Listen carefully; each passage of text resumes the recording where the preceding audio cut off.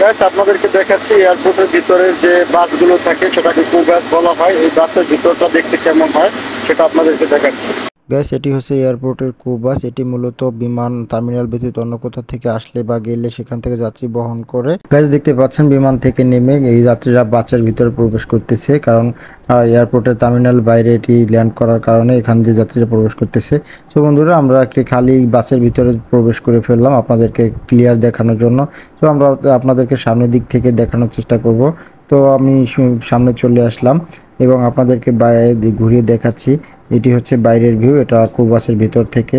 তো দেখতে পাচ্ছেন এয়ারপোর্টের এই যে কুবাসের ভিতরে বেশি সিট থাকে না, এখানে দুই একটা সিট থাকে। এই গাড়িতে সিট না রাখার একটাই কারণ হচ্ছে এখানে 2-1 মিনিটের ভ্রমণ করেই থাকে, জার্নি হয়ে থাকে 2-1 মিনিটের জন্য। তো বন্ধুরা ভিতর থেকে বাইরের ভিউটা দেখেন অসাম। এবং এই যে দেখতে পাচ্ছেন এটি একটি গেট, এটা আরেকটি গেট, মূলত দুই পাশ দিয়ে এই কুবাসের ভিতরে গেট থাকে। সো বন্ধুরা আমরা এখন বাইরে বেরিয়ে যাব। সো আমরা বাইরে বেরিয়ে পড়লাম, দেখতে পাচ্ছেন গাড়ির ভিতর থেকে যেখানে আমার সহকর্মী উনি বের হচ্ছে। বন্ধুরা এখন আমরা চলে যাব বিমানের ভিতরে, আমাদের ফ্লাইটে চলে যাব। সামনে দেখতে পাচ্ছেন যে বিমান, এই বিমানের ভিতরে আমরা প্রবেশ করব। আমার ভিডিওটি যদি ভালো লেগে থাকে তাহলে অবশ্যই আমার চ্যানেলটি সাবস্ক্রাইব করবেন।